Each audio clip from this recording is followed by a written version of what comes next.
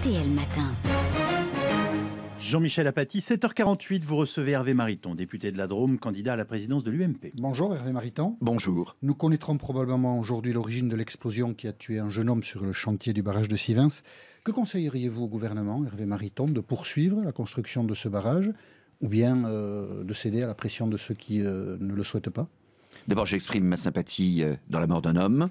Je dis que la violence est inacceptable d'où qu'elle vienne, y compris dans la manière de manifester parfois. Et je ne connais pas la cause et peut-être la de cette manière mort. de maintenir l'ordre. Les deux.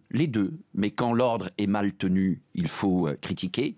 Quand la manifestation est mal tenue, il faut le faire aussi. Au reste, la construction du barrage ou pas? Oui, parce qu'il y a un besoin agricole manifeste et justifié, que l'agriculture de notre pays, c'est pas uniquement des petites fleurs, que les écologistes ont parfois une vision totalement décalée Même de si ce un que peut rapport être dit l'économie agricole l'étude aujourd'hui. d'impact a été faite de manière très légère, la déclaration d'intérêt public a été prise de manière elle aussi très légère, même si toute cette chaîne de fonctionnement des pouvoirs publics paraît très insatisfaisante. Madame Royal, pour se dégager, pour botter en touche, a commandé ce rapport qui ne met pas en cause, qui formule un certain nombre de critiques techniques, mais qui ne met pas en cause l'intelligence économique et l'utilité agricole de ce projet. Donc votre conseil, Hervé Mariton, c'est de poursuivre la construction du barrage de Sivens. Votre combat, c'est celui de la présidence de l'UMP. Vous affrontez Nicolas Sarkozy et Bruno Le Maire pour cette élection qui concerne à peu près 270 000 de nos concitoyens, membres de l'UMP ou ayant cotisé l'année dernière à ce parti. En quoi votre projet concernant l'UMP est-il différent, par exemple, de celui que porte Nicolas Sarkozy ? Il est différent parce que je propose de mettre le projet, le fond, au centre du parti. J'en ai assez qu'on prenne le pouvoir sans y être bien préparé et qu'ensuite on n'assure pas la livraison, qu'on déçoive les Français. Gagner des élections, on est capable de le faire de temps en temps. Heureusement. Réussir, il y a fort longtemps qu'on ne l'a pas fait. 2007-2012, c'était pas une réussite? Non, puisqu'on a perdu en 2012. Ah, c'est l'unique critère.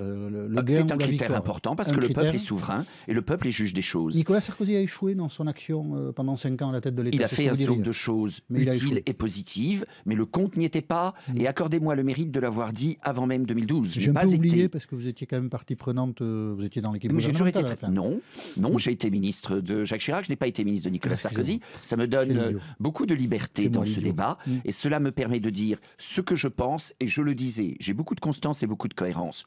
Nous avons besoin d'un projet vigoureux. Nous avons besoin de mettre le projet au centre du parti. Ce que je constate, c'est qu'il y a, avec Nicolas Sarkozy, une séquence nostalgie, à bien des égards, avec les forces et les faiblesses de cet homme. Séquence nostalgie. Oui, et ça ne suffit pas pour préparer l'avenir.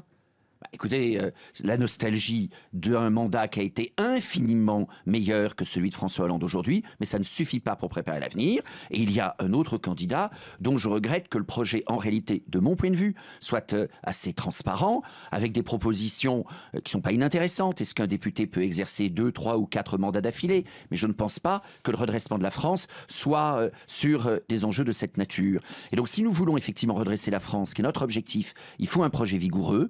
Je le propose, à la fois sur les questions économiques, conquérant, sur les questions de société, rassurant. Je veux que les militants en décident, grand axe par grand axe. Je suis favorable au droit du sang, je l'assume. Je suis favorable à la fin des 35 heures, je l'assume. Que les militants votent. Et ensuite, ils pourront accompagner la réforme et ne pas, comme on l'a vu trop souvent, laisser les gouvernants en race campagne. C'est la grande mode, les référendums, hein, que les militants votent pour chaque proposition. Oui, les militants, c'est ce que vous dites, oui. Je le dis faire voter projet par projet. Les militants sont au centre du parti. Ils sont souverains. Ensuite, je ne vois pas l'utilité de faire un référendum auprès des Français pour savoir s'il faut ou non des contreparties aux aides sociales. Nicolas Sarkozy propose cela, mais on peut faire l'économie. Tout le monde à l'UMP est d'accord pour une exigence de contrepartie aux aides sociales. Malheureusement, avant 2012, on ne l'a pas fait. Vous changeriez le nom de l'UMP si vous étiez élu à la présidence? Non, parce que ce serait une façon d'esquiver les problèmes que nous avons à résoudre, y compris les problèmes financiers. Big Malion, il faudra y répondre. Des trois candidats, je suis le seul à ne pas avoir été en affaire avec Big Malion. Ah, c'est vrai? Non, en tant que député, puisqu'il y avait un contrat au groupe, non, vous n'avez jamais travaillé avec Big Malion? Moi, je n'ai jamais travaillé avec Big Malion. Vous connaissiez Big Malion? Oui, bien sûr. Parce que certains ne connaissent pas. Ah non, il y en a qui disent je ne connaissais pas. Mais c'est une inculture coupable. C'est pas crédible. Non. Vous ne croyez pas Nicolas Sarkozy pour le nommer? Je le crois sur beaucoup de choses, mais là-dessus, je ne le crois pas. Là-dessus, vous ne le croyez pas. D'accord. Votre grand combat, c'est la remise en cause du mariage pour tous, c'est-à-dire l'union devant un maire de deux homosexuels. En quoi ça vous dérange que deux personnes d'un même sexe officialisent leur union? La phrase, celle que vous venez de me la prononcer, ne me dérange en rien. Et j'appelle ça alliance civile. Alors vous êtes pour, alors civile. Non, je suis contre le mariage, car le mariage... Changer le nom n'a pas beaucoup de sens. L'étiquette n'est pas très différente. Et vous savez que tout est là. Car le mariage inclut la filiation nécessairement justifie ensuite la revendication de PMA et de GPA. Donc je suis favorable à la reconnaissance... Automatiquement, si elle reste interdite en France. Je suis favorable à la reconnaissance d'une union dans la durée, car la durée est heureuse à la société. Je ne veux pas qu'il y ait filiation, donc je n'appelle pas cela mariage. Je l'ai dit vigoureusement, j'ai porté ce combat en 2013, je ne change pas d'idée comme cela. Et qu'est-ce que vous répondez à ceux qui, comme Alain Juppé, disent de toutes les façons, on ne pourra pas revenir en arrière. Et dire l'inverse, ça n'est pas dire quelque chose de juste. La Californie l'a fait avec différentes étapes successives, mais il y a des exemples dans le monde. Et je suis désolé, une conviction solide ne se dissout pas dans le café le matin. J'ai beaucoup d'estime pour Alain Juppé, mais sur ce point, je suis en désaccord avec lui. Mais ça vaut sur les questions économiques aussi. Quand on est en désaccord avec une loi socialiste, quand on considère qu'elle est mauvaise, il faut avoir le courage de la changer. Les 35 heures, il y a 17 ans qu'on en parle. Oui. Peut-être qu'un jour, il faut atterrir. Oui, c'est ça. Et même la promesse d'en sortir, vous l'avez faite, pas vous personnellement, mais votre parti à plusieurs reprises, et on y est toujours. Oui, parce que le parti, et surtout le gouvernement de Nicolas Sarkozy, a cru que les heures supplémentaires réglaient le problème. Est-ce qu'on à court terme, c'était intelligent. À long terme, on ne garde pas le médicament au seul motif... on ne garde pas la maladie, pardon, au seul motif de faire prospérer le médicament. Est-ce qu'on revient ou pas sur certaines réformes de société ? Yves Calvi recevra tout à l'heure Jean Veil pour évoquer un documentaire que France 2 va diffuser sur Simone Veil, qui a défendu la loi de l'IVG en 1974. Je ne conteste pas cette loi. Et là aussi, certains disaient, on reviendra dessus, on n'est jamais... Je ne conteste pas cette loi. Différemment, quelle image vous avez de Simone Veil aujourd'hui ? Une image très positive. C'est une femme que je connais bien. La droite française, elle n'a pas tout le temps eu cette image. En effet, mais c'est une femme que je connais bien et que j'estime beaucoup. Mais vous voyez-vous, la loi Veil, je ne propose pas de revenir dessus, mais quand le gouvernement, il y a quelques mois, a voulu supprimer la référence à la condition de détresse dans l'avortement, là j'ai dit que c'était une mauvaise évolution. Dernière question, Hervé Mariton. Gilles Carrès, président de la Commission des finances à l'Assemblée nationale, est en délicatesse avec le fisc. Il ne paie pas l'impôt sur la fortune depuis 2011 alors que l'administration fiscale pense qu'il aurait dû le payer. Quelle opinion vous avez sur ce dossier, sur la notion d'exemplarité que doit chaque élu à la nation ? Gilles Carrès doit payer les impôts qu'il doit. S'il y a une discussion sur le calcul de l'impôt, c'est une discussion entre lui et les services fiscaux.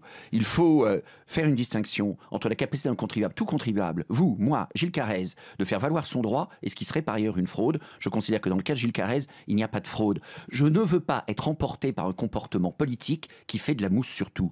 Moi, je suis candidat des convictions. Je ne veux pas que la politique se transforme dans une espèce de chahut permanent, de théâtre permanent où on stigmatise les personnes et on oublie les idées. Vous ne figurez pas, je suis le candidat des convictions. Vous ne figurez pas, Hervé Mariton, sur la liste des 60 parlementaires en délicatesse avec le fisc? Non.